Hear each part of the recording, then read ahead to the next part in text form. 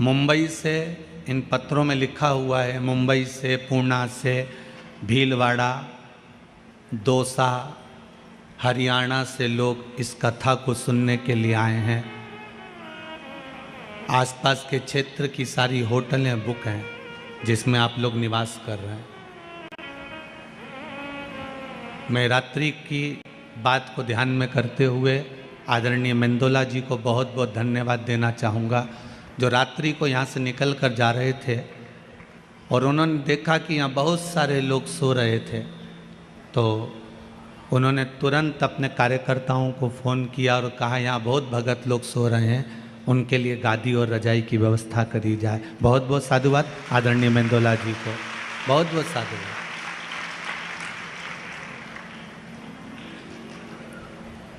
ऐसा विधायक भी जीवन में कम देखने को मिलता है। कहते हैं राजा जब निकले तो प्रजा की यही व्यवस्था देखने के लिए निकलना चाहिए कि उसको समस्या क्या है। और रात्रि के समय पर आप आए और यहाँ देखा और किसी होटल के रूम तक खुलवा दिए कि वहाँ जाकर आप बाथरूम वगैरह यूज़ कर लेना, इससे बढ़कर और क्या चाहिए। बहुत बहुत साधुवाद आदरणीय श्री रमेश जी मेंदोला जी को, बहुत बहुत साधुवाद। शिव कथा करवा रहे हैं, शिव कथा बाच रहे हैं और शिव कथा सुन रहे हैं। आप और हम तो केवल एक निमित्त हैं, निमित्त से ज़्यादा और कुछ नहीं। जितनी देर बैठो शंकर को पाने का प्रयास करना। बाजार जाते हो तो बाजार में जाकर एक लक्ष्य बनाकर जाते हो कि मुझे ये चीज़ खरीदना है, मुझे ये कपड़ा लेकर आना है। घर से चली थी तो विचार कर कर चली थी कि मुझे आधा किलो चने की दाल लाना है, आधा किलो चावल लाना है, आधा किलो दाल लाना है, मुझे ये सामान लेकर आना है। उसी तरह जब आप अपने घर से निकलो तो एक लक्ष्य बनाकर निकलना कि मैं कथा में जा रही हूँ और मैंने सुना है कि कथा सुनने वाले का 3 महीने में बाबा भंडार भर देता है, तो मेरा भी भरेगा। मैं जाऊँ उसको श्रवण करने, मेरे शंकर को मुझे पाना है, मेरे शंकर को मुझे लेकर आना, मेरा शिव मेरे साथ होना चाहिए, मेरा ओघड़दानी मेरे साथ होना चाहिए। शंभो शरणे पड़ी मांगू दुख दया करी ने दर्शन तेरी पूजा में जल ले आई, उसे मछली भी झूठा कराई। शंभु शरणे पड़ी, सब गई मांगू घड़ी दुख का, दया करी ने दर्शन। माहिल्याबाई चारों तरफ से जब इस मालवा को घेर लिया था, ससुर को मरे हुए मात्र 12 दिन हुए थे। कितने दिन? मात्र 12।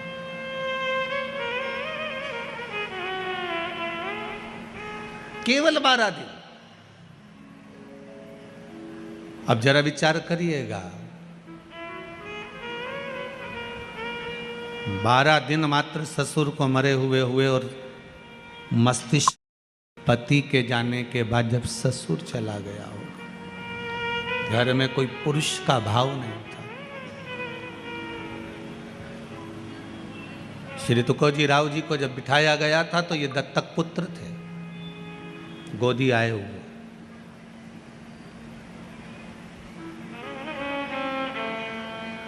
कितनी चिंता होगी। आप कहते हो गुरुजी हम बड़े दुखी हैं, हम बड़े तकलीफ में, पर भगवान से निवेदन करना कि आप बहुत सुखी हैं।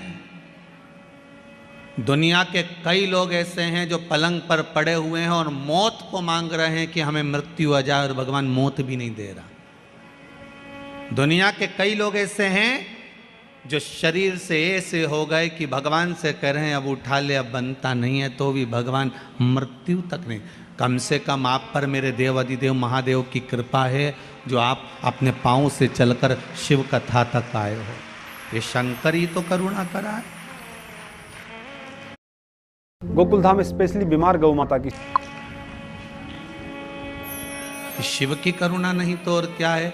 इतना बड़ा डूम लगाया, वहाँ तक भर गए, यहाँ से लेके वहाँ तक भर गए। यहाँ तैयारी हो रही थी, अब इनके सोचने में पड़ेगा, अब इनको बिठाएं का भी तो बांसी लगा है, वो में ही फंसा पड़ा है। तो ये व्यवस्था है। शिव बुलाया है आपको, किसी बुलाया किसी ने नहीं। शंकर सुनाने वाला है।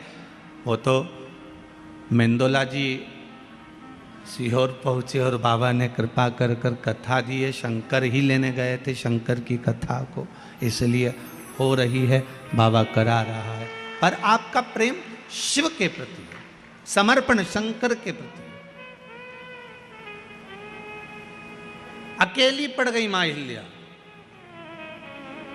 विद्वान ब्राह्मणों को बुलवाया माता हिल्या ने, और विद्वान ब्राह्मणों को बुलाकर माता हिल्या ने एक प्रश्न किया है विद्वान ब्राह्मणों के सामने कि ब्राह्मण देवता, मैं आपके चरणों को नमन करती हूं, आज मेरे ससुर का 12वां दिन है।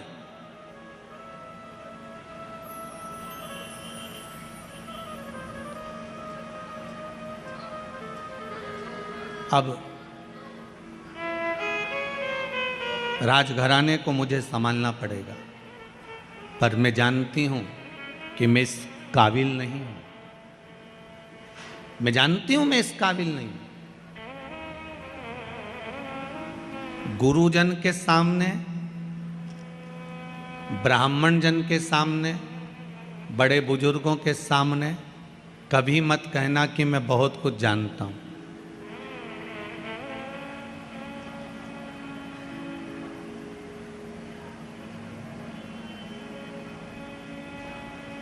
कभी मत कहना।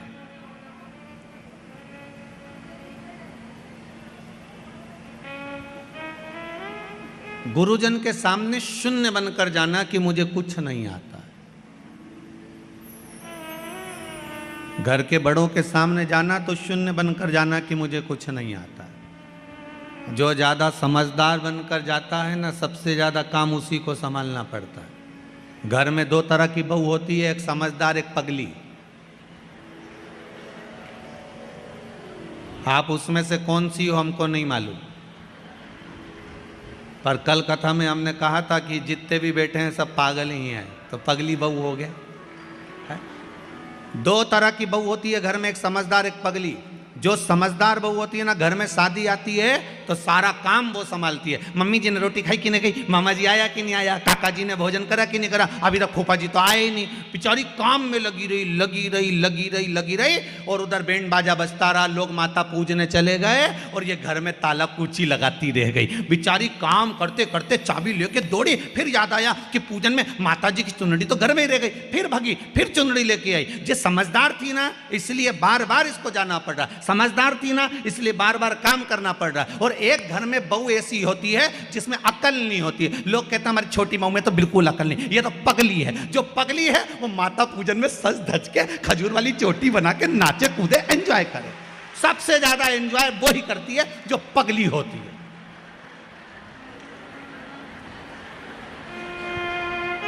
अब तुम कौन सी हो?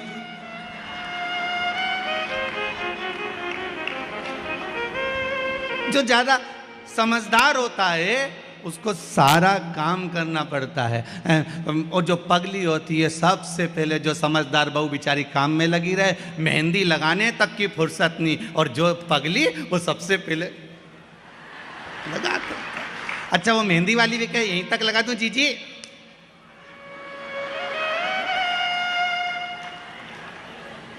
पगली। और पार्टी में भी सबसे पहले जाके पूरा स्टॉल निपटा दे, जितना स्टॉल लगा था नहीं सब। और इतने में 2 बहनों तो बात ही करे, बताओ जीजी देख तो तेरी छोटी बहू को तो देख कितनी खाने में लगी है। इतने में सास बोले मेरी बड़ी बहू बहुत समझदार बेचारी, दिन भर काम करी है, तो सही में पगली है, सब दूर खा रही। एक से नहीं पूछा कि तुम खाओगा, अब किससे पूछो? किससे पूछे?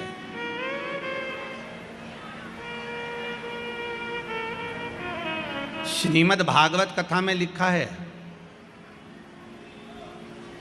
जड़ भरत का चरित्र। ऋषभ देव जी महाराज के यहाँ भरत हुए और भरत जी के जब प्राण छूट गए, फिर नाम हिरण की योनि मिली, हिरण की योनि से छूटे फिर मनुष्य की योनि मिली। श्रीमद् भागवत कहती है मनुष्य की योनि मिलने के बाद में उनका नाम पड़ गया भरत। एक बार बड़े भाई ने कहा जा खेत पे से चिड़िया उड़ाना। चिड़िया उड़ाने गया, मन में आ गया राम जी का खेत, राम जी की चिड़ैया कौन उड़ाए। तो बड़े भाई ने लात मारकर भगा दिया, ये तो पगला है, ये तो पागल है, मूर्ख है, और उसी का नाम कह दिया ये जड़ भरत है। नाम पड़ गया जड़ भरत। जड़ मतलब पागल, पागल मतलब प्रमोशन, समझदारी मतलब डिमोशन। ये समझदार है, ये पगला है। घर के लोगों ने कह दिया ये पागल है। और भरत जी महाराज पागल बनकर भगवान की भक्ति में लग गए। लोगों ने मीराबाई को पागल कहा, मीरा भई रे बावरी, बावरी मतलब पागल। लोगों ने संत तुकाराम जी को पागल कहा। संत तुकाराम जी,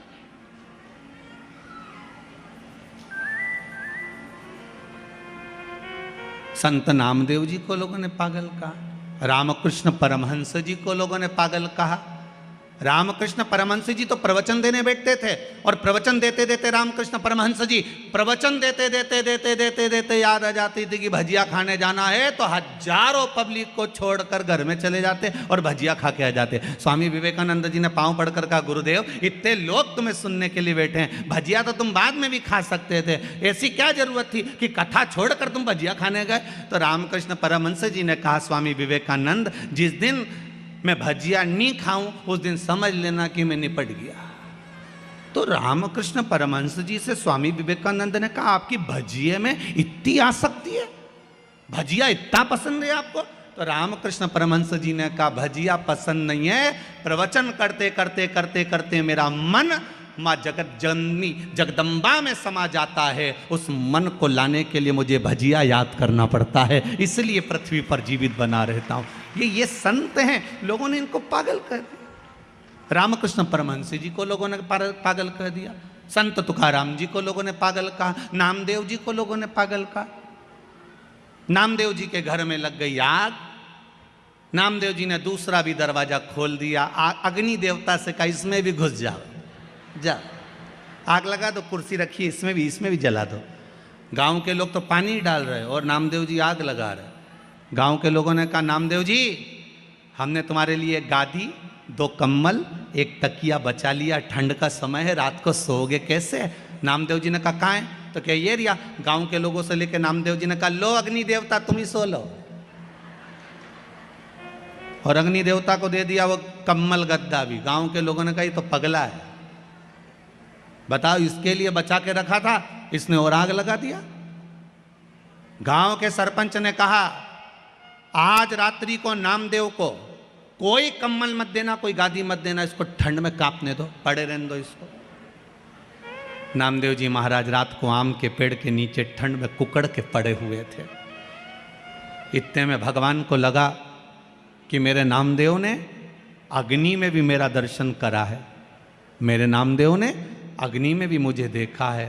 तो तुरंत मेरे नारायण रात्रि को आए, नामदेव को गादी तकिया लगाकर मखवल के गादी पर तकिए पे सुलाकर चले गए और पूरे सुंदर झोपड़े का निर्माण कर दिया, सुंदर भवन का निर्माण कर दिया। बहुत सुंदर भवन का निर्माण करा। रात्रि के बाद में सुबह सुबह गांव के लोगों ने विचार करा, जरा चल के देखते हैं कि नामदेव की हालत क्या है, जिंदा है कि मर गया। जाके देखा तो नामदेव तो मखवल के गादी तकिया पे सो रहा है। सुंदर झोपड़ी बनी, इतनी सुंदर कि किसी ने देखी नहीं थी, इतनी सुंदर बनी। सारे गांव के लोगों ने कहा, नामदेव जी तुम्हारी ये झोपड़ी किसने बनाई? नामदेव जी बोले, पता नहीं, परंतु हमारा कोई रिश्तेदार आया होगा। सारे गांव के लोग बोले, नामदेव जी हाथ जोड़ के निवेदन है, एक आध मकान ऐसा हमारा भी बनवा दो। नामदेव जी ने कहा, लगाओ आग। अपना अपना घर में आग तो लगा, अभी बन के तैयार। तुम आग लगाओगे, मकान तैयार हो जाएगा। आग पागल का, संतों को पागल का, भगवंतों को पागल का, भक्तों को पागल का। यहां तक शास्त्र कहता है जितने कथा वाचने वाले ये भी पगले, और जो कथा करवाने वाले वो भी पागल, और जो सुनने वाले वो भी पागल। सब पागलों की गिनती में हो। समझदार तो वो हैं जो कथा में नहीं आए, 8 बजे से दुकान पे जाए, 11 बजे तक कबा कबा कबा कबा धर धर धर रखते जा, जोड़ जोड़ जोड़ जोड़, आखिरी में सब यहीं छोड़। इतना बड़ा फोटो टेबल पे और प्लास्टिक के फूल की माला, और वो भी पंखे में हवा में डोले, इससे ज़्यादा कुछ। और पूरा जीवन बस कमाने में गवा दिया, पर राम नाम, कृष्ण नाम, शिव नाम कभी नहीं गाया। वो समझदार। और हमें भगवान भोलेनाथ जी से कह देना, हमको समझदार मत बनाना, हमें समझदार मत बनाओ, हमें तो आपकी भक्ति में, आपके भजन में, आपके स्मरण में हमें पागल बना कर रखो। हमें नहीं बनना समझ। हम आपकी भक्ति में डूबे रहे।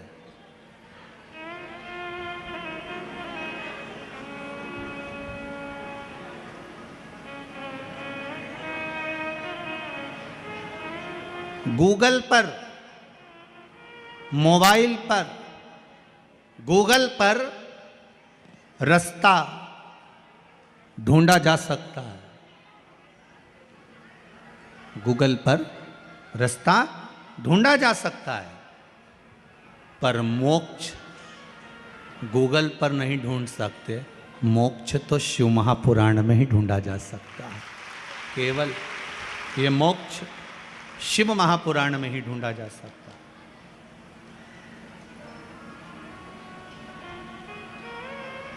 गूगल पर रास्ता ढूंढ सकते हो, पर मोक्ष नहीं।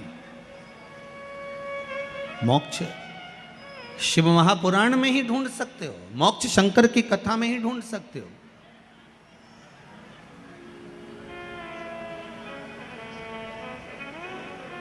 और मोक्ष ढूंढना है तो शंकर की शरणों में, शंकर की चरणों में जाकर, शंकर भगवान के चरणारविंद में पहुंचकर मोक्ष की प्राप्ति आप कर सकते हो, शिव के चरणों में जाकर। इसलिए भगवान देव अधिदेव महादेव की प्रार्थना, देव अधिदेव महादेव से निवेदन, देव अधिदेव महादेव से विनती, ये सुख देने वाली। तेरी पूजा में दूध ले आई, उसे बछड़ा भी झूठा कराई।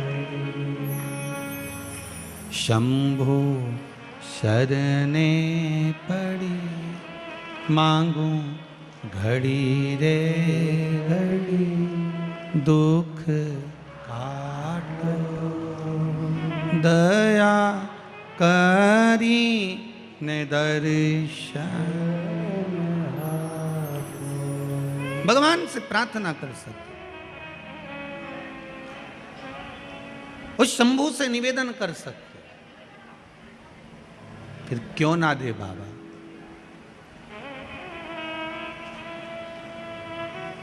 क्यों ना कृपा करे मेरा शंभू, क्यों ना दया करे मेरा उघड़दानी। एक माता जी ने बड़ा सुंदर भाव लिखा है।